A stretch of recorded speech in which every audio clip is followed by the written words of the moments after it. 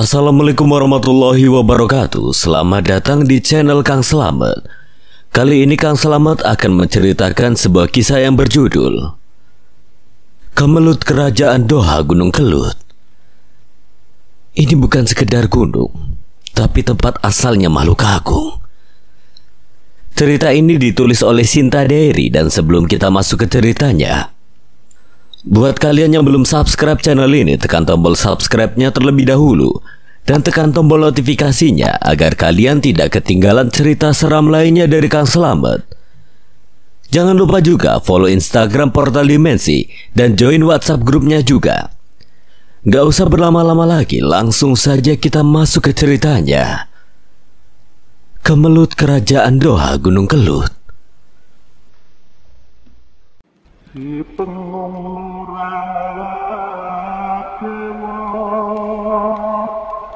tanpa nyata dan bila tetap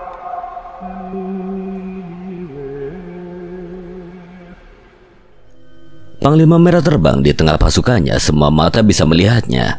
Siapapun yang bisa melihatnya pasti akan merasakan tekanan yang luar biasa. Teriakan Panglima Merah menggetarkan seisi Samarantu. Dan Maseno yang paling terdekat terpental bersama pasukannya. Hanya dengan teriakannya saja membuat kami semua kewalahan menahan hembusan angin yang menerjang. Sepertinya tidak ada pilihan lain. Suamiku, jangan lakukan itu. Apa yang Tori pikirkan sehingga Sinta mengkhawatirkannya? Kami masing-masing memiliki kemampuan andalan yang tidak akan kami gunakan jika hanya dalam keadaan terpaksa. Bukan hanya Tori saja, Reta dan Rizka juga memiliki kartu as yang tidak mungkin mereka gunakan kecuali terdesak. Tidak ada pilihan lain, Sinta. Kawanku yang lain pun pasti akan melakukan hal yang sama.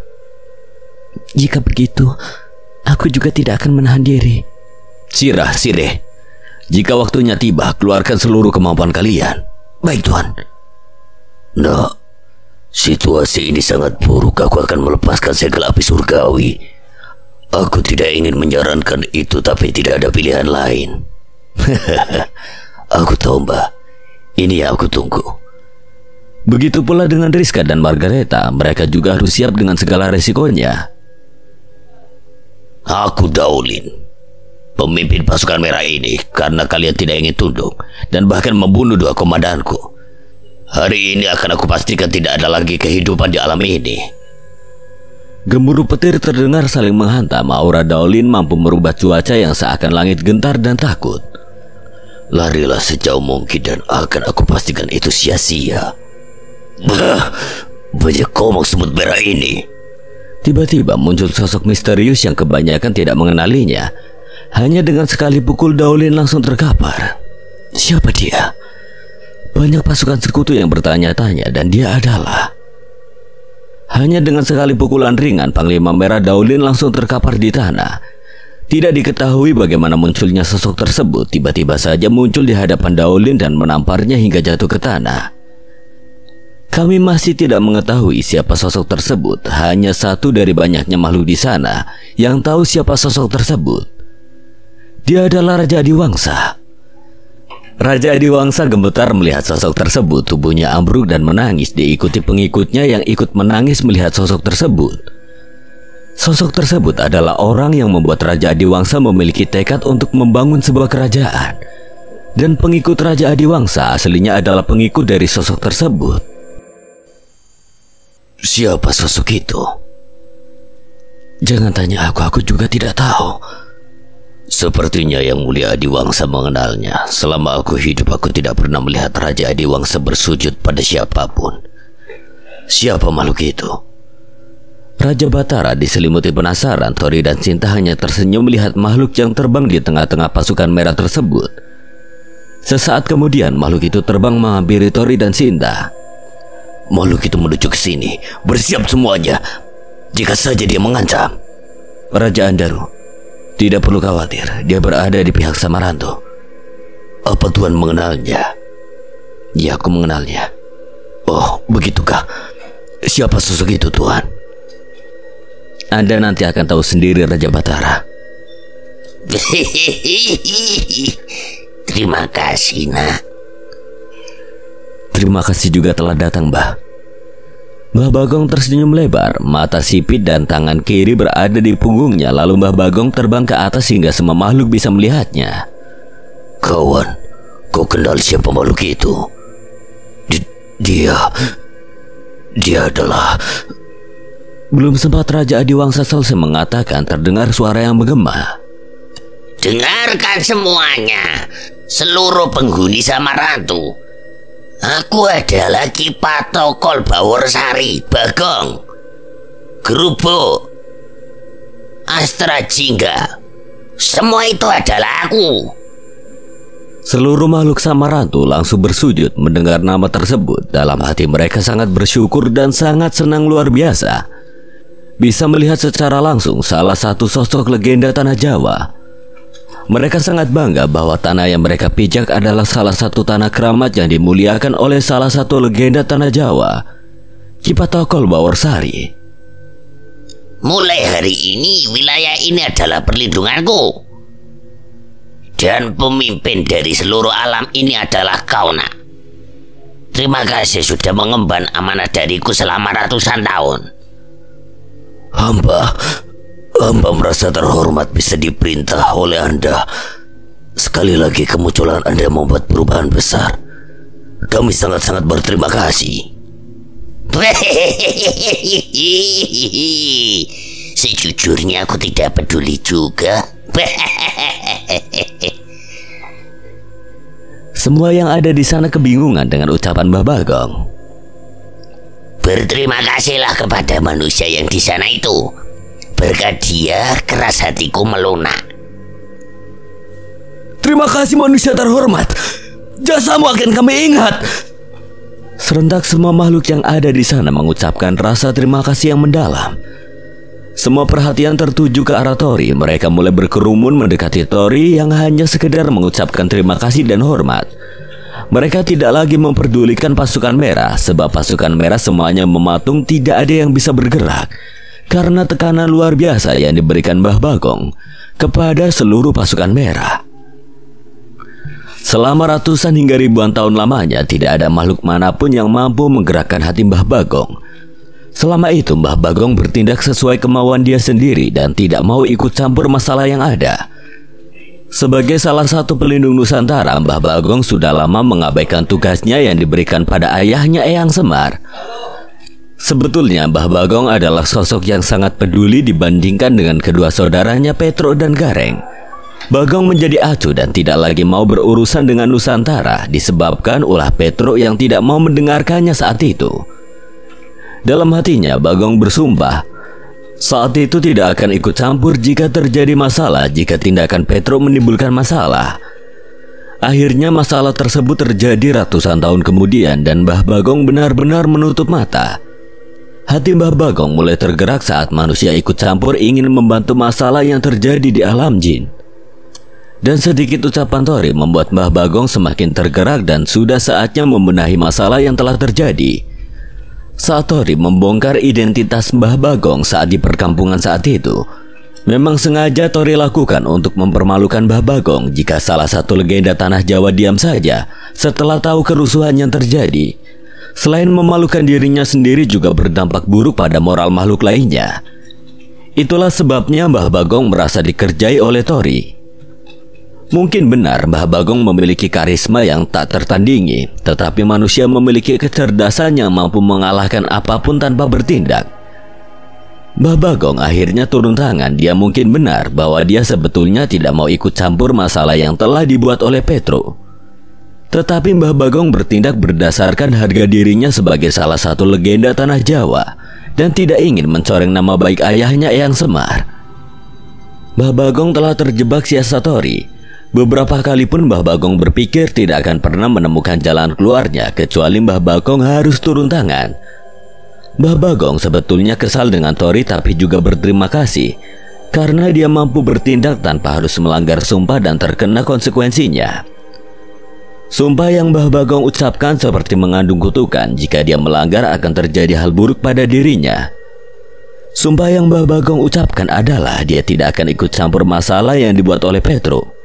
Karena tindakan Tori saat itu Mbah Bagong bisa bertindak tanpa harus melanggar sumpahnya. Dia bertindak berdasarkan harga diri, bukan menyelesaikan masalah yang dibuat oleh Petro. Sebetulnya tindakan itu sama saja, hanya saja keyakinan Mbah Bagong saja meyakini bahwa dia bertindak secara berbeda. Tori menjadi seperti pahlawan di alam Samarantu. Diakui oleh Mbah Bagong saja sudah cukup membuat namanya terkenal di alam Samarantu. Dan saat itulah saat yang tepat untuk mengatakan tujuan utama kami, dan aku serahkan semuanya pada Tori. Terima kasih semuanya. Aku tidak berbuat banyak, semua itu dilakukan atas dasar kemauan Mbah Bagong sendiri. Awalnya aku membenci semua manusia, tetapi sekarang aku bisa memilih manusia mana yang pantas untuk dibenci. Benar yang kau katakan, Raja Gentala. Pantas saja di samping Anda adalah makhluk-makhluk yang kuat dan bersedia mengikuti Anda.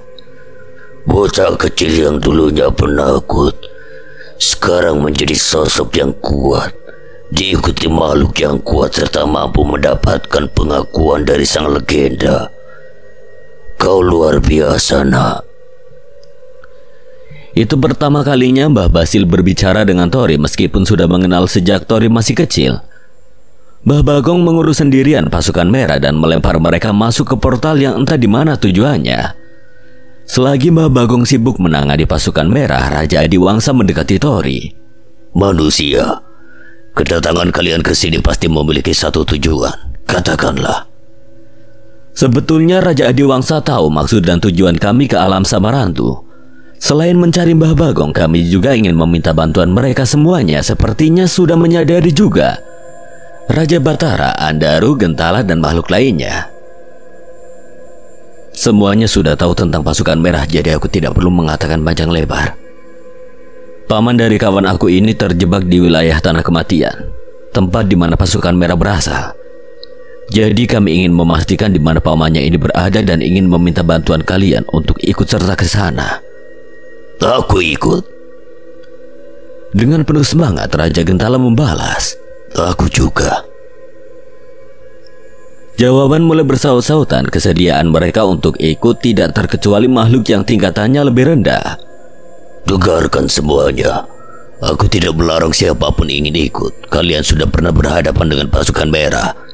Yang ada di sini bukanlah pasukan merah yang sesungguhnya. Mereka hanyalah prajurit luar, tetapi kekuatannya luar biasa. Yang tidak memiliki kemampuan aku sarankan tetap di sini. Tetapi terserah keputusan kalian. Aku akan tetap di sini. Sebetulnya aku sangat ingin membantu, tapi takutnya justru aku akan menjadi beban di sana. Memang benar kami juga tidak ingin semuanya ikut, hanya beberapa makhluk yang dirasa kuat saja.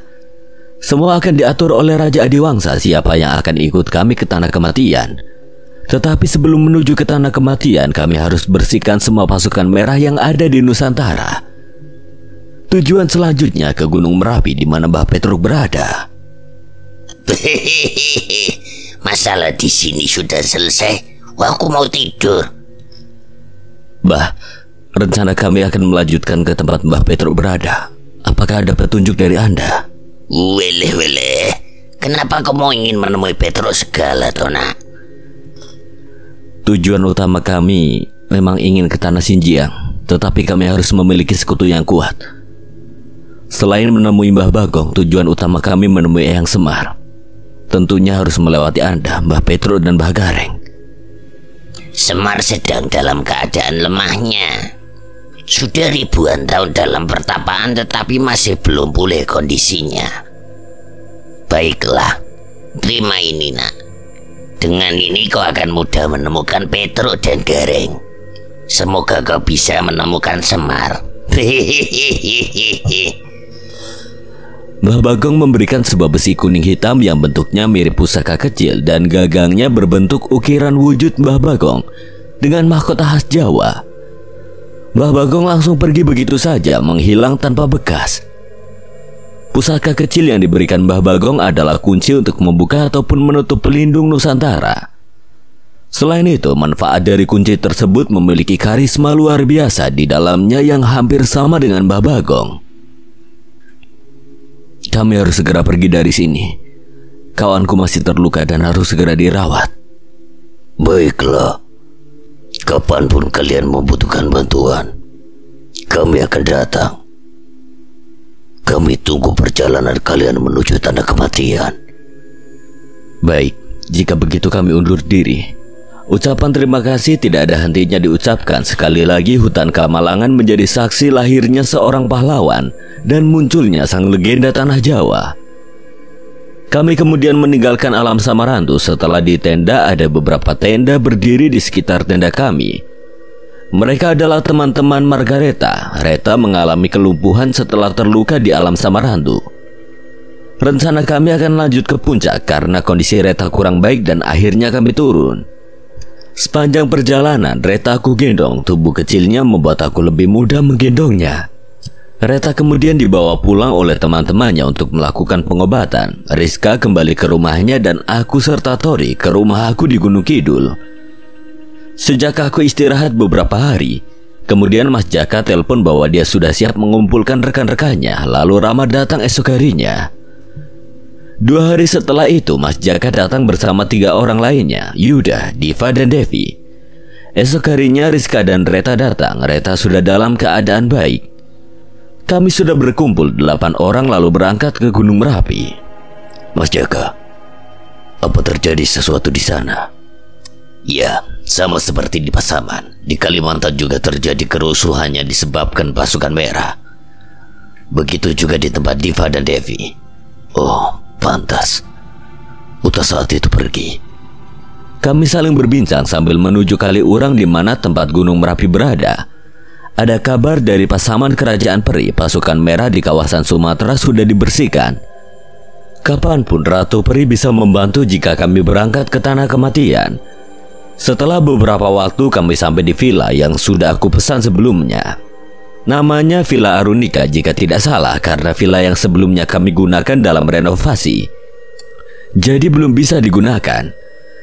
Kami istirahat sejenak dan mempersiapkan diri untuk nanti malam. Kami pesan makan sebanyak-banyaknya karena kami akan membutuhkan banyak energi ketika melakukan meraga sukma. Malam hari pun tiba. Sebelum menuju ke Merapi, aku rasa kalian semua sudah pernah ke sini sebelumnya, jadi aku tidak perlu berikan penjelasan lebih lanjut. Tentu saja aku bahkan hampir celaka saat itu. Dasar lemah kau. Diamlah kau monyet. Yei, cukup kalian.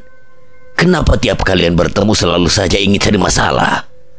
Tidak tahu Mas Jaka, tiap melihatnya suasananya ngeselin. Mungkin akan ada beberapa perbedaan di alam Merapi. Siapa yang ingin ikut kali ini? Aku di sini saja. Aku juga. Baiklah, yang lain berarti ikut ya.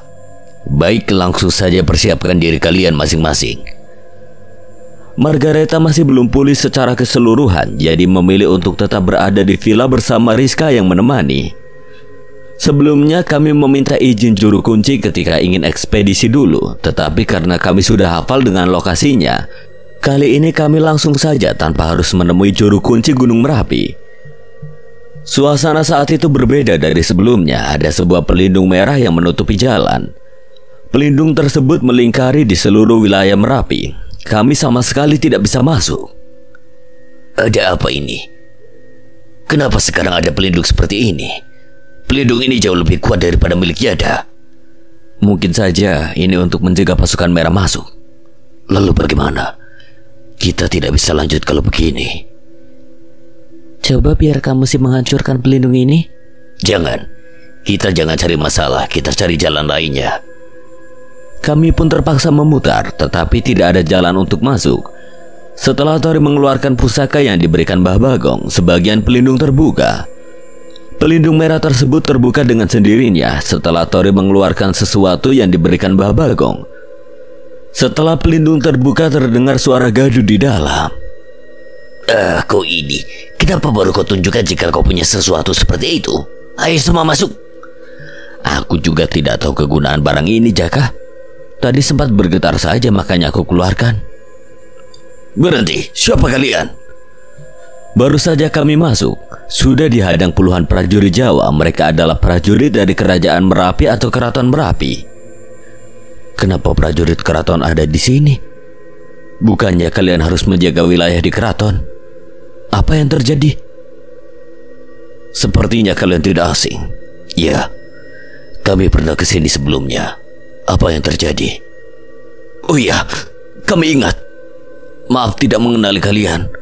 Saat ini bukan waktu yang tepat untuk kalian berkunjung. Kami sedang dalam peperangan. Lebih baik kalian kembali. Apa yang kalian maksud? Kalian sedang melawan pasukan dengan armor merah? Jika benar, kedatangan kami juga ingin menyampaikan terkait dengan pasukan tersebut. Prajurit Jawa saling bertatap muka. Sepertinya apa yang dikatakan Mas Jaka benar. Tapi kami diperintah untuk menjaga area sekitar. Tidak ada yang diperbolehkan masuk ataupun keluar. Biarkan mereka masuk. Terdengar suara yang tidak diketahui berada di mana. Para prajurit Jawa gemetaran mendengar suara tersebut. Kalian boleh masuk. Kenapa kalian ini? Siapa yang bicara barusan? Maaf, jangan tanya pada kami. Beliau bukan makhluk yang sembarangan disebut namanya. Segeralah pergi dan selesaikan urusan kalian. Kami langsung pergi meninggalkan prajurit Jawa tersebut. Sebetulnya jarak masih jauh untuk menuju Keraton Merapi. Tempat di mana kami berada saat itu masih berada di lereng gunung, tempat kerajaan Pocong Merah. Dalam cerita sebelumnya memang tidak disinggung tentang kerajaan Pocong Merah ini, karena memang tidak begitu bagus untuk diceritakan. Kerajaan Pocong Merah ini sebelumnya telah diobrak-abrik oleh Rama dan Yuda. Situasi saat itu jauh berbeda, sangat sunyi tetapi terasa sangat berbahaya.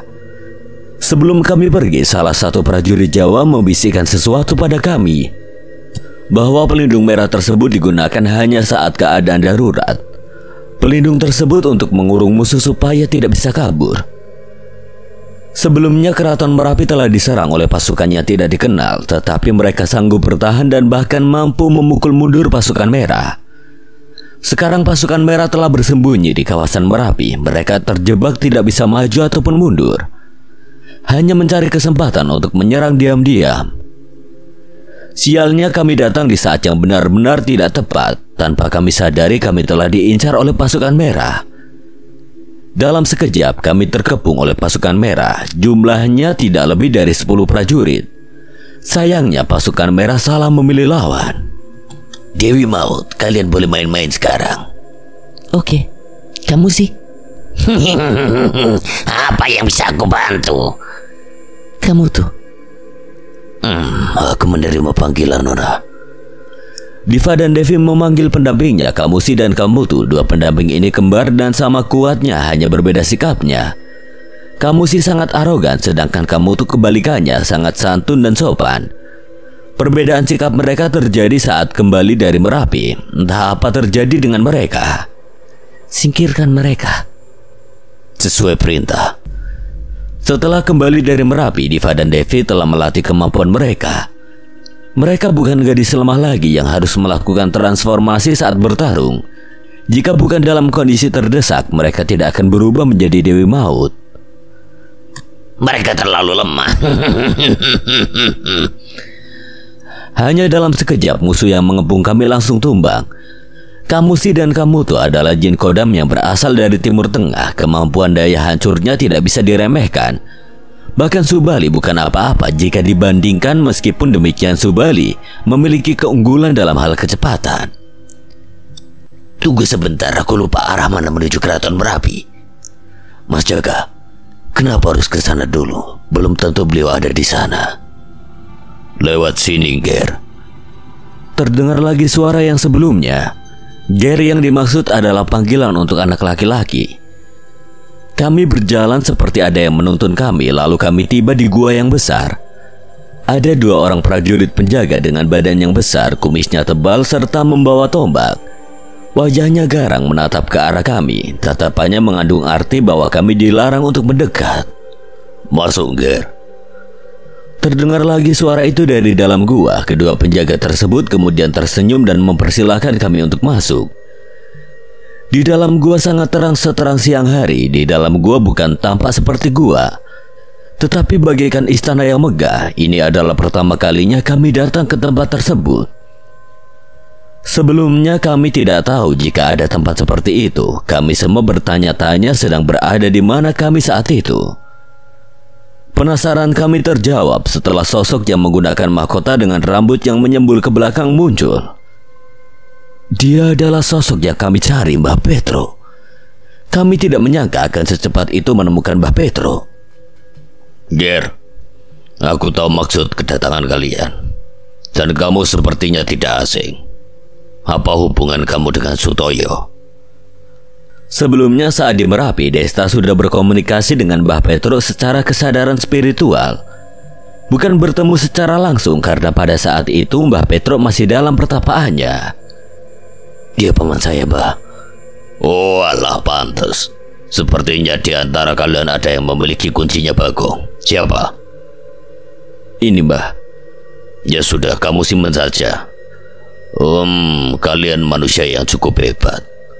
Apa kalian yakin dengan keputusan kalian ingin pergi ke sana? Tidak perlu kalian jelaskan, aku sudah tahu semua, Ger. Iya, Mbah. Tolong bantuannya. Aku saat ini dalam keadaan lemah. Aku tidak bisa membantu banyak. Semua salahku, tapi aku tidak bisa membenahinya. Pergilah ke Bromo dan temui Gareng. Mintalah petunjuk darinya. Baik, Mbah. Kami akan pergi ke Keraton Merapi terlebih dahulu untuk menyapa Raja Merapi. Tidak usah, Ger. Di sana sedang terjadi keributan. Kalian tidak usah ikut campur. Bisa mereka tangani sendiri. Kalian segera pergi ke Bromo. Baik, Mbah, jika begitu kami permisi.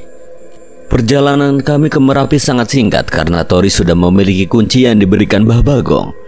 Mungkin jika kami menuju ke Keraton Merapi akan membutuhkan waktu lama untuk kami. Perjalanan singkat kami tidak mengecewakan. Kami sudah menemui Mbah Petro dan giliran menuju ke Gunung Bromo di mana Mbah Gareng berada.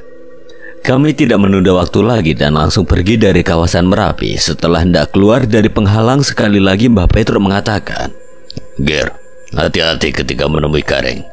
Dia tidak suka begitu bersahabat dengan manusia, tetapi dia suka dengan wanita. Jaga kawan wanitamu itu. Waduh, sepertinya sulit ini ketemu Mbah Gareng. Kenapa harus ketemu Mbah Gareng? Tidak bisakah langsung ke tujuan ke tempat Eyang Semar? Jika ingin bertemu Eyang Semar harus melewati anak-anaknya terlebih dahulu. Tidak bisa langsung menemui Eyang Semar. Nantinya bukan kita yang mencari Eyang Semar, tetapi Eyang Semar sendiri yang menemukan kita. Seperti Mbah Petro yang menuntun langsung menemuinya. Apakah semudah itu, Bang Jaka? Mudah dari mana? Yang sulit itu menemukan Mbah Bagong. Jika bukan karena keberuntungan Tori yang menemukannya, mungkin kami masih di Gunung Selamat. Menemukannya saja belum tentu mampu membujuknya, memberikan kuncinya pada kalian. Bagaimana Tori mendapatkannya? Itu termasuk keberuntungan juga. Aku tahu sedikit tentang legenda tanah Jawa ini. Memang sulit untuk menemukan mereka, tapi jika sudah punya salah satu kunci dari mereka, menemukan mereka tidaklah sulit. Ya itu benar, mudah-mudahan saja lancar untuk kedepannya. Kami sampai di villa, kami istirahat hingga esok pagi. Lalu kami melanjutkan perjalanan kami menuju Gunung Bromo. Perjalanan kali ini tidak semudah sebelumnya. Mbah Gareng tidaklah seramah Bagong dan Petro. Dan dikatakan Mbah Gareng adalah yang terkuat di antara saudara-saudaranya. Cara meyakinkan Mbah Gareng adalah dengan kekuatan. Layak tidaknya diakui oleh Mbah Gareng ditentukan dengan kekuatan. Setelah turun gunung kami mendapatkan kabar jika Narendra juga ikut dalam ekspedisi kami. Narendra adalah seseorang yang disukai oleh Pri Sungai Rara dan sudah pernah diceritakan sebelumnya. Bukan itu saja, ada juga Raka Sidan yang berasal dari Bali. Narendra, Tirta dan tentunya Rio juga akan ikut. Raka Sidan memiliki pengalaman dengan kisah calon arang. Rio adalah salah satu paranormal kuat seperti Mas Jaka dengan ceritanya Kampung Setan. Diva dan Devi juga memiliki pengalaman tak kalah hebat dari mereka. Diva dan Devi pernah menemukan kota megah yang disebut kota Saranjana. Bertambahnya mereka yang ingin ikut dalam perjalanan kami membuat kami semakin semangat menuju ke Xinjiang. Kami berkumpul di rumahku di Gunung Kidul. Sebagian mereka tidak akan ikut untuk pergi ke Bromo. Mereka ingin jalan-jalan di sekitaran Jogja. Akhirnya kami berangkat ke Bromo, total 7 orang. Mas Jaka, Tori, Yuda, Rama, Diva, dan Devi serta aku sendiri. Kami sudah memperingatkan Devi dan Diva untuk jangan ikut karena perjalanan ke Bromo kali ini akan sulit. Tetapi mereka memaksa. Perjalanan kali ini butuh waktu yang lumayan lama, sekitar 13 atau 14 jam baru sampai tujuan kami. Sehari kami menginap di hotel dan esok harinya melanjutkan perjalanan. Kami menuju ke Probolinggo, Jawa Timur menurut saran dari Rama karena di sana banyak tempat wisata dan juga lebih mudah mencari penginapan. Siang harinya kami sampai di daerah Probolinggo. Kami cari hotel terdekat dengan Gunung Bromo dan menemukan hotel yang nyaman dan cukup privasi, namanya Bromo Trisir Hotel. Sejenak kami istirahat dan memesan makanan yang cukup banyak untuk persiapan malam harinya. Segala persiapan sudah selesai, kami langsung melakukan ritualnya. Di lereng Bromo masih banyak makhluk-makhluk berkeliaran. Sepertinya pasukan merah tidak datang di kawasan Bromo. Tori langsung mengeluarkan kunci yang diberikan oleh Mbah Bagong. Tanpa menunggu lama, suara gemuruh datang dari atas gunung. Kami pikir itu adalah batu besar yang jatuh dari atas gunung. Tetapi kami salah, itu adalah gerombolan serigala yang mendekat. Serigala tersebut tidak menyerang kami. Pimpinan serigala yang jauh lebih besar meminta kami naik di punggungnya. Sepertinya kami dijemput dan diundang oleh pemilik serigala tersebut. Di sepanjang jalan banyak bekas pertempuran yang menurut aku itu adalah bekas pertempuran yang hebat. Gunung Bromo merupakan salah satu gunung yang dihuni oleh makhluk-makhluk kuat. Salah satunya adalah Ki Bromo yang memiliki 7 tingkatan istana. Brahma yang konon adalah mertua dari Mbah Gareng. Kami naik di atas serigala besar yang mirip seperti milik Ki Sabto. Jalan menanjak dan terjal seperti bukan apa-apa. Lalu kami sampai di pintu gerbang yang besar sekali, berwarna hitam dan memiliki ukiran kepala naga. Serigala itu berhenti dan kami turun di sana. Pintu hitam itu terbuka, lalu keluar andong atau kereta kuda berwarna kuning emas dengan bentuk seperti burung Garuda. Andong itu ditarik oleh 4 kuda hitam yang kekar dan besar, dan ada lelaki tua yang mengendarai memakai baju sorjan khas Jawa. Monggo Den naik. Kami semua naik andong tersebut. Kami kira kami akan masuk ke dalam gerbang hitam tersebut. Tetapi andong itu terbang menuju langit. Permisi Pak, kita mau dibawa kemana? Aku diperintahkan oleh Ki Bromo untuk mengantar kalian ke tempat Ki Cokrawongso. Maksud Anda, Mbah Gareng? Sesaat kemudian kami sampai di tempat seperti gunung dengan pemandangan yang asri, penuh dengan tumbuhan hijau. Aku hanya bisa mengantar sampai sini. Hati-hatilah, Den. Apa yang dikhawatirkan lelaki tua itu?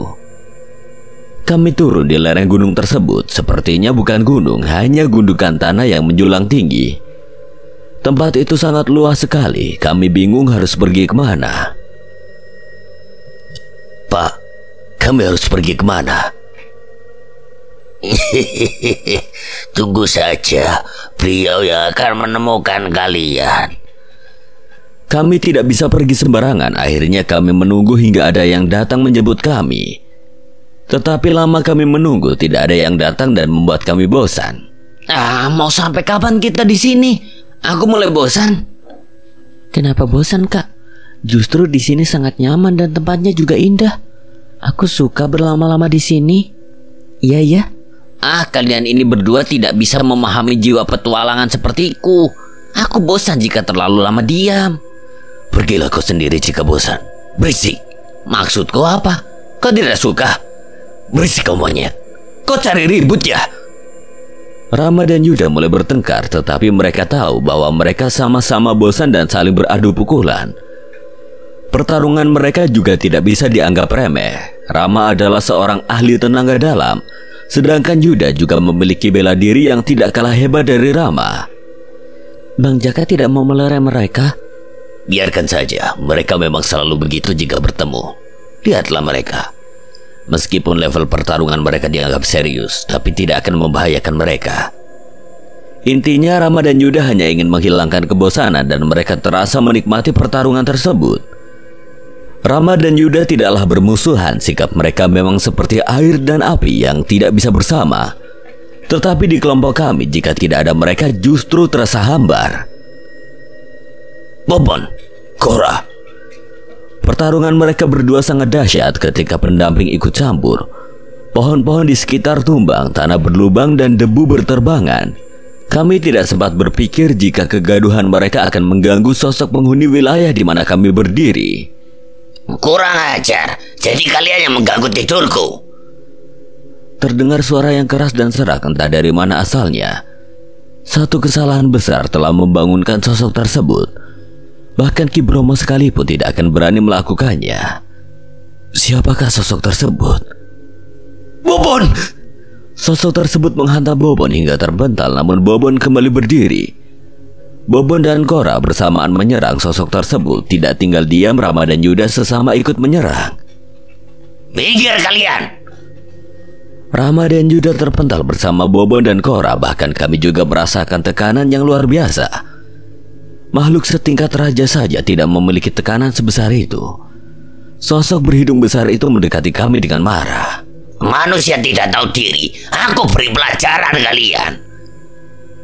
Yada, Subali. Yada langsung memasang pelindungnya. Subali siap menghadang. Kamu tuh. Mbah, celaka nak. Suruh teman-temanmu untuk mundur. Pelindung Yada langsung pecah dan dia mengalami luka berat. Subali terpental, begitu juga dengan Kamusi dan Kamutu.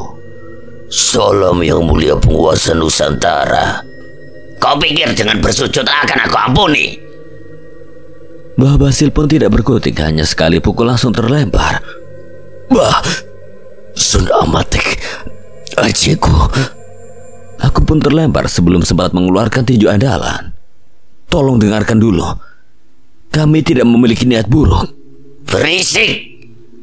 Sira dan Sire serta si kumbang hitam pun tidak berkutik menghadang serangannya. Petir menyambar menyelimuti sosok kuat tersebut. Tori tidak punya pilihan lain selain mengeluarkan kartu asnya untuk menunjukkan kekuatan. Suamiku. Langit bergemuruh setelah Tori berteriak dan langsung berubah dalam bentuk naganya. Lalu sebuah tombak emas menghantam sosok tersebut hanya dengan satu jari. Sosok tersebut mampu menghentikan tombak naga emas milik Tori. Sosok tersebut adalah Ki Cokrawongso atau Mbah Gareng. Kami semuanya tidak berkutik di depan Mbah Gareng. Jangankan untuk menyerang, untuk berdiri saja sulit menahan tekanan dari Mbah Gareng. Anehnya tidak semua merasakan tekanan dari Mbah Gareng. Diva dan Devi bahkan Sinta tidak merasakannya. Suamiku, kamu kenapa? Apa kamu tidak merasakan tekanan ini? Apa yang kamu maksud, suamiku? Tori mulai paham bahwa tekanannya diberikan oleh Mbah Gareng tidak berpengaruh pada wanita. Apa cuma segini saja kemampuan kalian? Jangan mendekat. Tidak akan aku biarkan Anda melukai suamiku. Sinta menghadang Mbah Gareng yang sesaat kemudian Sire ikut membantu.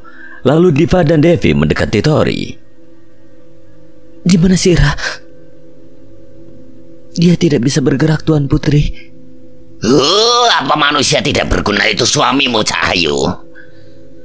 Apa yang kau lakukan pada teman kami? Kau juga telah menyakiti Kamusi dan Kamutu. Kami membencimu. Oh, siapa manusia lucu ini? Siapa kalian berdua, Nduk? Nada Mbah Gareng mulai melembut, matanya berkaca-kaca dan amarahnya sirna seketika bersamaan dengan tekanan yang menahan kami. Jangan kau tatap kami dengan muka cabul seperti itu. Baik, maaf, Nduk. Suamiku, aku tidak apa-apa. Kalian manusia payah. Masanya segitu saja kalian tumbang. Kalian belum siap untuk pergi ke tanah kematian dengan kemampuan seperti itu. Nah, makin lama manusia sekarang makin lemah. Kalian manusia memang jauh lebih berkembang, tetapi aku sangat prihatin. Kalian justru meninggalkan budaya yang diwariskan leluhur kalian. Dahulu manusia seumuran kalian sudah bisa terbang, bahkan ditakuti oleh raja-raja jin. Dan sekarang jangankan raja jin, bertemu jin rendahan saja banyak dari kalian sudah lari terbirit-birit. Wis, ciloko. Kami minta tolong petunjuk dari Mbah Gareng. Apalagi kamu, nak? Sejak kapan kau marah gendis lemah itu? Kau tahu api komara aku yang menciptakan. Harusnya di level dasar saja api komara bisa melenyapkan danau. Generasi manusia sekarang payah. Dan kau menyanyiakan tombak emas dengan kemampuanmu sekarang. Seharusnya 10% kekuatan dari tombak emas sudah bisa menghancurkan gunung. Aku heran Nagamas memilih manusia sepertimu. Dan kau juga, Brawa Geni. Keluarlah kau. Bagaimana kau mendidik keturunanmu hingga menjadi selemah ini? Salam Eyang Cokrawongso. Jika manusia semakin melemah di setiap generasinya, akan tiba waktunya perubahan baru. Kami semuanya kena marah dan tidak berani untuk menjawab. Bahkan Eyang Brawa Geni gemetaran. Menurut Mbah Gareng, dahulu manusia sangatlah kuat dan berumur panjang, dan sangat ditakuti oleh bangsa jin. Menurutnya dulu manusia juga pernah mengalami masa ketika semua manusia menjadi lemah tetapi maju dalam hal teknologi dan perkembangan. Manusia mulai ketergantungan dengan teknologi dan menjadikan sugesti serta kemampuan spiritual melemah, hingga akhirnya hancur dan manusia kembali ke peradaban primitif. Mungkin ini ada kaitannya dengan Atlantis. Menurut Mbah Gareng, dahulu manusia juga pernah mengalami kondisi yang sangat maju, lebih maju dari sekarang. Tetapi manusia saat itu sangat lemah dan hanya mengandalkan alat dan teknologi untuk bertahan dan tidak lagi memperdulikan budaya leluhurnya.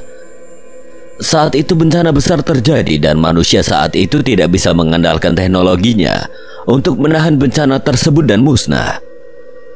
Setelah peradaban maju tersebut sirna dan kembali ke peradaban primitif, manusia mulai belajar kembali warisan leluhur dibantu oleh penguasa Nusantara, Semar, Gareng, Petro, dan Bagong. Lalu manusia kembali dalam kondisi terkuatnya. Bencana besar bisa dihalau, mampu memindahkan hujan dan mendatangkan hujan untuk kepentingan manusia. Manusia saat itu juga mulai panjang umur, bisa hidup hingga ratusan tahun. Tetapi karena kecerdasan manusia terlampau tinggi, manusia mulai menciptakan sesuatu yang praktis dan membuat manusia menjadi malas untuk belajar secara fisik. Makin lama manusia semakin ketergantungan dengan alat dan mulai kembali di mana manusia menuju ke peradaban maju. Zaman yang kami tinggali saat ini sudah hampir sama seperti zaman maju yang dikatakan Mbah Gareng. Mungkin yang dimaksud Mbah Gareng peradaban maju saat itu adalah Atlantis, karena menurut pengetahuan saat ini, kota Atlantis juga berada di wilayah Nusantara Indonesia. Jika kalian masih keras kepala ingin pergi ke tanah kematian, ikut aku. Setidaknya kalian masih manusia yang memiliki semangat dan keberanian meskipun kalian lemah. Kami mengikuti di mana Mbah Gareng menuntun kami. Kami tiba di ruangan yang besar tetapi sederhana. Di sana seperti perpustakaan yang maha besar, terdapat tumpukan-tumpukan batu yang tertulis dengan aksara Jawa. Benda-benda pusaka dan juga benda aneh yang tidak kami tahu apa itu. Ini semua adalah koleksi pengetahuan, ilmu dan pusaka yang bisa kalian pelajari. Pilih sesuai kemampuan kalian dan jangan serakah. Di balik kejamnya Mbah Gareng, ternyata beliau sangat perhatian dan baik. Tidak semua makhluk dengan mudah diizinkan untuk masuk, apalagi memiliki apa yang ada di sana. Kami bingung harus memilih apa. Tumpukan batu di ruangan tersebut adalah keilmuan yang langka dan kuno, dan belum tentu juga kami bisa menguasainya. Kenapa kalian diam? Bukannya aku sudah berikan kalian kebebasan untuk memilih? Apa kalian tidak tertarik? Maaf Eyang Cokrawongso, kami pasti bingung jika harus memilih. Lagi pula apa kami pantas untuk mendapatkan hadiah dari Anda? Dasar payah. Biarkan aku pilihkannya sesuai dengan kalian. Kami sebetulnya tidak ingin merepotkan Mbah Gareng, tetapi kami juga takut jika salah pilih. Beberapa saat Mbah Gareng memilih, akhirnya beliau menemukan yang cocok untuk kami. Aku, Tori, dan Mas Jaka mendapatkan lempengan batu besar yang tertulis dengan aksara Jawa. Aku tentu bisa membacanya, begitu pula dengan Tori dan Mas Jaka meskipun dibantu Mbah Basil. Yang aku dapatkan adalah pemahaman yang lebih luas tentang ajian Komara Geni yang selama ini tidak aku ketahui. Untuk Tori sendiri mendapatkan catatan yang berisi keilmuan spiritual pengendali kodam yang sangat membantu untuk mengendalikan tombak naga guntur miliknya. Mas Jaka mendapatkan pemahaman lebih tinggi tentang pengetahuan spiritual yang sangat berguna untuk perkembangan di bidang spiritual seperti halnya raja, susunan perlindungan, dan lain sebagainya. Yuda, Rama, Diva, dan Devi mendapatkan pusaka kembar. Semuanya mendapatkannya terkecuali Sinta, Mbah Basil, dan lainnya. Aku harap kalian bisa menggunakan dengan bijak Dan ingatlah, apa yang kalian dapat di sini bukan berarti kalian menjadi tak terkalahkan. Kalian boleh pergi. Semoga kalian beruntung bisa menemukan Romo. Terima kasih Eyang Gareng. Nah, kemarilah, aku titipkan kunci ini untukmu. Jika kalian berhasil mendapatkan kunci milik Petro nantinya, segera kembalikan semua kunci kepada kami. Pergilah. Nogokini akan mengantar kalian. Mbah Gareng memberikan kuncinya pada aku dan kembali berlalu pergi. Setelah keluar dari ruangan Mbah Gareng, seekor naga biru yang besar menunggu kami. Kami naik naga tersebut meninggalkan kediaman Mbah Gareng. Sampai di puncak Bromo, banyak makhluk yang menyambut kami tak terkecuali Ki Bromo sendiri. Cerita aku pangkas dari sini. Seharusnya kami melalui tes dengan melewati 7 tingkatan istana Ki Bromo. Ini akan diceritakan nanti dengan alur sesuai yang Rama buat, karena akan cukup panjang diceritakan di sini. Jadi nanti akan diceritakan secara terpisah. Tidak butuh waktu lama kami sampai di lereng Gunung Bromo. Nogokini kembali pergi menuju kediaman Mbah Gareng. Sampai di penginapan kami semuanya mengalami letih dan lapar luar biasa. Pagi itu kami memesan makanan yang banyak dan memulihkan energi. Setelah istirahat yang cukup, kami melanjutkan perjalanan kami menuju ke tempat di mana Eyang Semar berada, yaitu Gunung Tidar. Memang gunung satu ini tidak begitu terkenal layaknya gunung-gunung yang ada di Pulau Jawa lainnya.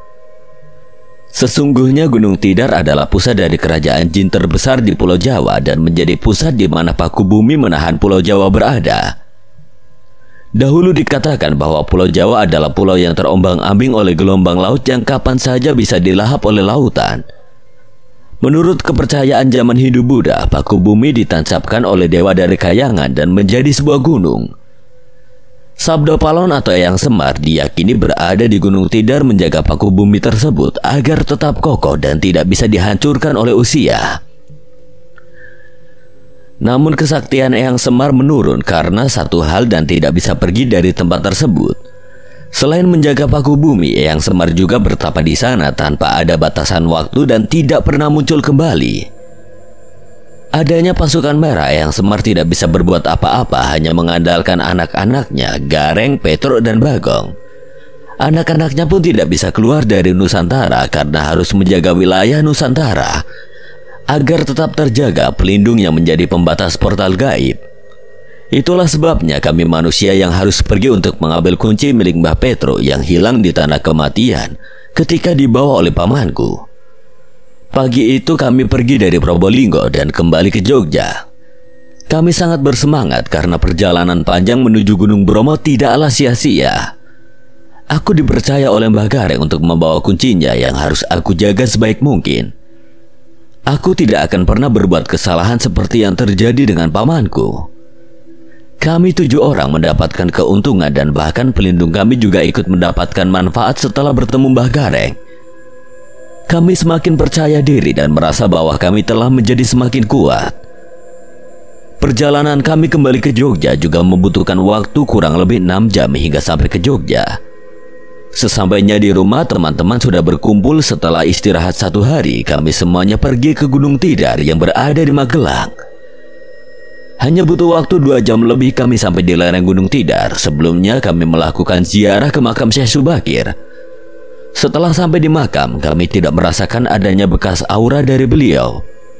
Kami tidak yakin bahwa Syekh Subakir benar-benar dimakamkan di sana. Sambil menunggu hari gelap, kami mencari penginapan terdekat sambil makan. Dul, apa benar makam tadi itu benar makam Syekh Subakir? Aku juga tidak tahu. Mas Jaka, bagaimana menurutmu? Mungkin di antara kita bisa merasakan energi yang ditinggalkan oleh orang sakti yang sudah meninggal. Tapi aku sendiri ragu jika di makam tersebut ada jasa dari Syekh Subakir. Hei, tidak baik membicarakan orang yang sudah meninggal. Bukan begitu juga, Neng Reta. Aku sendiri juga tidak yakin jika di sana itu benar-benar adalah makam Syekh Subakir. Sepertinya itu hanya petilasan saja. Ada 3 tempat makam Syekh Subakir di berbagai tempat berada. Sepertinya semua itu juga petilasan, bukan makam yang sebenarnya. Bisa jadi beliau masih hidup hingga sekarang. Syekh Subakir adalah ulama sakti dari Persia. Niat ke tanah Jawa adalah menyebarkan agama Islam. Tetapi karena kesaktiannya tersebut, banyak yang mengikutinya bahkan menyembahnya seperti Tuhan. Syekh Subakir merasa gagal menyebarkan agama Islam dan akhirnya beliau pulang ke Persia. Tetapi banyak versi lain mengatakan Syekh Subakir meninggal dan dimakamkan di Pulau Jawa. Sudah tidak perlu membahas itu lagi. Persiapkan diri kalian. Malam ini kita akan mencari Eyang Semar. Setelah selesai makan, kami mencari penginapan dan istirahat. Kami pergi untuk menemui Eyang Semar. Malam itu kami sudah bersiap dan langsung menuju Gunung Tidar. Hanya aku dan Tori yang memegang kunci yang bisa masuk, yang lainnya tertahan oleh dinding yang tidak terlihat. Sepertinya kami tidak diizinkan masuk. Aku tidak bisa bergerak sampai titik ini. Kalian berdua pergilah. Baik Mas Jaka, tunggu saja kami di penginapan. Mereka pasti kecewa karena tidak bisa bertemu langsung dengan Eyang Semar. Aku dan Tori menelusuri jalan setapak demi setapak yang tidak tahu juga kami harus kemana. Berbagai makhluk menyeramkan memperhatikan kami di sepanjang jalan. Mereka tidak berani mendekat, hanya memperhatikan kami dari jauh. Kemana ini, Des? Mana aku tahu, Dul. Ikuti aja jalan ini. Kami sudah lama berjalan tanpa tahu arah. Sambil ngobrol kami tidak sadar bahwa kami sampai di perkampungan. Rumah-rumah tersebut terbuat dari kayu dan bambu. Penghuni rumah pada keluar dan berkerumun mendatangi kami. Mau kemana kalian manusia? Apa kalian tersesat? Iya Mbah, kami nyasar sepertinya. Kalian hendak kemana manusia? Ini bukan tempat yang seharusnya kalian datangi. Mbah, apa Anda tahu di mana Eyang Semar? Dia bilang apa? Cari Eyang Semar. Sepertinya manusia ini tidak waras. Kita kerjai saja bagaimana? Ngawur, dia bukan manusia sembarangan. Hiruk pikuk semakin ramai. Mereka mulai membicarakan kami. Tatapan mereka juga memperlihatkan kecurigaan pada kami. Apa ada yang salah dengan ucapanku, Mbah? Kau ini kelewat bercanda manusia. Apa maksud Anda? Kami memang ingin menemui Eyang Semar. Sepertinya kami tiba di tempat yang tepat. Nah, kau memang benar, ini adalah kawasan beliau. Tetapi sudah ratusan tahun beliau tidak pernah muncul lagi. Bahkan kami pengikutnya tidak pernah bertemu selama ratusan tahun. Kami ada keperluan mendesak. Bisakah Anda menunjukkan jalannya? Lancang, tidak ada makhluk yang akan kami izinkan mengganggu beliau. Pergilah sebelum menyesal manusia. Kami benar-benar ada keperluan mendesak. Tolong Anda izinkan. Tidak, pergilah sebelum kami bertindak kasar. Usir mereka dari sini. Ya, usir mereka. Pergi kalian. Ucapan tidak enak mulai terdengar dari mulut mereka. Sikap yang ramah sebelumnya hilang menjadi sebuah ancaman. Hentikan, antarkan dia ke tempatku. Aku yang mengundang mereka. Seketika kumpulan makhluk yang mengepung kami terdiam. Kami sudah menduga suara siapa itu. Para makhluk yang mengepung kami terdiam dan saling memandang. Kemudian mereka tiba-tiba bersujud minta maaf.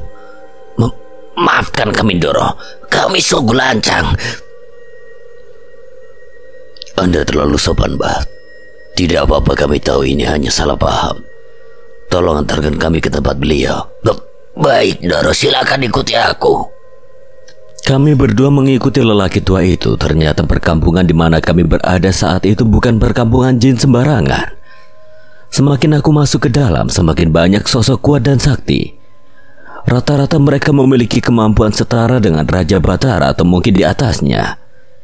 Itu pun mereka hanyalah sosok yang berada di perkampungan, bukan makhluk yang tinggi yang berasal dari kalangan bangsawan seperti Raja Andaru. Semakin masuk ke dalam, kami menemui sekelompok prajurit dengan khas baju prajurit adat Jawa. Memakai kain jarik dan tidak memakai baju, hanya perhiasan saja yang menempel di tubuh, lengan serta kepalanya. Untuk kemampuannya sendiri aku tidak bisa memprediksi seberapa kuat mereka.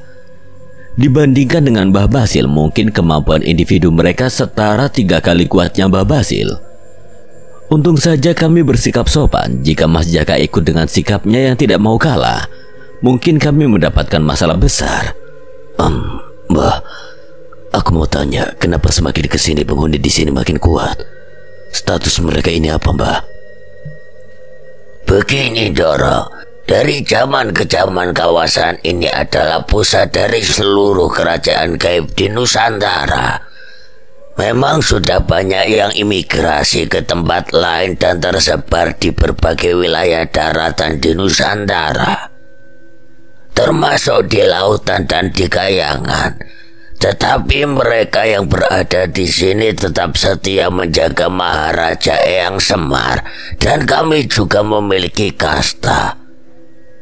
Total ada 5 tingkat. Aku beserta bawahanku adalah tingkatan paling rendah, yaitu kasta Parlo.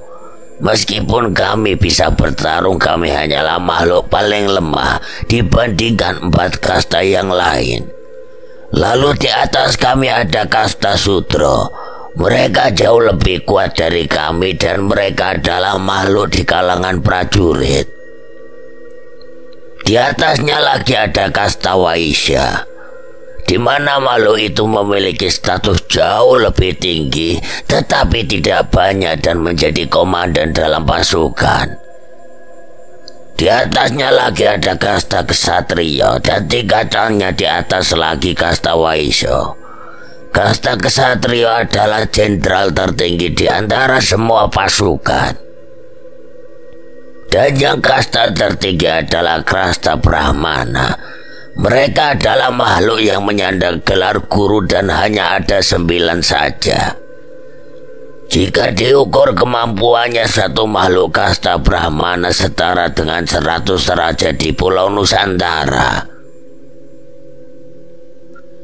Aku mungkin akan berkeringat dingin jika mendengar di dunia manusia, Mbah Basil yang selama ini aku banggakan tidak ada apa-apanya jika dibandingkan dengan kasta Kesatria, apalagi kasta Brahmana. Mungkin Gunung Tidar tenang dan nyaman tanpa ada gangguan dari prajurit merah dikarenakan adanya toko-toko kuat tersebut. Setelah perjalanan yang cukup panjang, kami sampai di rumah joglo yang besar, tidak ada penjaga sama sekali. Doro, aku hanya bisa mengantar kalian sampai di sini. Silakan Anda masuk. Beliaulah yang mengundang Anda, tidak perlu khawatir. Kenapa kalian diam di sana? Masuklah. Terdengar suara yang jelas dari arah rumah joglo tersebut. Kami berdua kaku, tidak bisa melangkah. Perlahan kami bisa menggerakkan tubuh kami dan masuk rumah tersebut. Di dalam rumah ada seseorang duduk di kursi dari kayu dengan ukiran-ukiran tangan yang indah. Prediksiku Eyang Semar adalah sosok yang gendut, tetapi yang kami lihat adalah sosok yang kekar, garang, dan berkumis tebal. Kami bahkan tidak berani menatapnya secara langsung. Di lantai duduk 9 orang laki-laki dan 4 wanita. Mereka adalah makhluk dari kasta Brahmana dan tanpa menunggu perintah kami duduk di belakangnya. Kenapa kalian duduk di sana? Kemarilah. Jantung kami seakan copot karena kaget. Dengan menunduk kami pindah duduk di kursi. Tori di kursi sebelah kanan dan aku di sebelah kiri. Apakah Anda adalah Eyang Semar? Ngawur, bukan. Aku bahkan tidak pantas menyandang nama Semar. Aku adalah Ki Tanggul Jati Sabdodoyo Amongrogo. Aku adalah pengawal pribadi Ndoro Semar dan mereka adalah bawahanku. Tapi aku senang kau menyebutkan begitu. Lagi-lagi jantungku seperti hampir copot mendengar suaranya yang menggelegar. 1000 kali kuatnya auman Mbah Basil. Maafkan kami yang tidak mengetahui apa-apa ini, Ki Tanggul Jati Sabdodoyo Amongrogo. Panggil saja aku Ki Tanggul, nak. Kalian bisa sampai ke sini itu adalah satu hal langka yang bisa dicapai manusia. Kalian pasti sudah berusaha dengan keras. Tunjukkan kunci kalian. Ini Ki Tanggul. Kau melambangkan kebijakan dan pengasihan. Dan kau melambangkan kekuatan dan keberanian. Menarik. Tuan Muda telah memilih kalian. Sayangnya kalian tidak bisa bertemu dengan Ndoro Semar saat ini. Beliau masih dalam pertapaan dan tidak bisa diganggu. Aku yang menangani semuanya saat beliau dalam masa pertapaannya. Baiklah, aku tidak perlu panjang lebar lagi. Aku tahu niat kedatangan kalian. Brahmana, Sendika Dewa. kalian berdua pilih salah satu di antara 9 bawahanku ini untuk menemani perjalanan kalian. Kami berdua kaget bukan main. Kami tidak menyangka bahwa kami akan ditemani oleh kasta Brahmana dalam perjalanan kami ke tanah kematian. Dari ke-9 orang Brahmana tidak ada yang lemah. Paras mereka juga gagah serta cantik jelita bagaikan bidadari. Kami Brahmana dengan senang hati akan mengikuti dan patuh pada Anda manusia. Bagaimana mereka sudah mengakui kalian sebagai pemenang kunci dari Tuan Muda. Sekarang kalian pilih masing-masing satu Brahmana untuk menemani kalian. Kami bingung harus memilih siapa di antara 9 orang tersebut bagaikan dewa dan dewi. Kemampuan mereka pun tidak bisa kami ukur, namun dengan kesadaran spiritual tinggi, kami menemukan yang cocok untuk menemani kami dan kami pun memutuskan untuk memilih. Aku memilihmu untuk ikut denganku. Suatu kehormatan bagiku. Namaku Janoko. Aku lebih nyaman jika seorang wanita menemaniku. Aku memilihmu. Mohon bantuannya. Sendika Dawa dan bagus. Namaku adalah Sri Kandi. Satu kehormatan bisa melayani Anda. Sir sumilir anggone kumicir. Tak sawang sinawang panggone Gusti sing gawe urip. Sri Kandi dodol Janaka nukoni. Aja tok eling-eling wong liya. Sing tok eling panembahanmu wae. Sendika Dawa Ki Tanggul Jati Sabdo Daya Amung Raga. Kalian pergilah. Jaga manusia itu baik-baik. Jika sampai mereka terluka sedikit saja, akan aku turunkan kasta kalian. Dimengerti. Kalian manusia, Sri Kandi dan Janoko hanya melindungi kalian berdua. Pikirkan baik-baik jika kalian membawa manusia lain ke tanah kematian. Di sana bukan tempat ramah.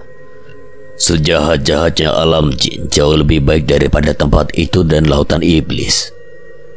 Kami segera pergi dari singgasana Ki Tunggul. Dan memang sangat disayangkan kami tidak bisa menemui Eyang Semar. Di sepanjang perjalanan kami pulang, semua yang melihat kami menunduk hormat. Kami berdua seperti raja yang berjalan diiringi oleh 2 tokoh kuat dari kelas Brahmana.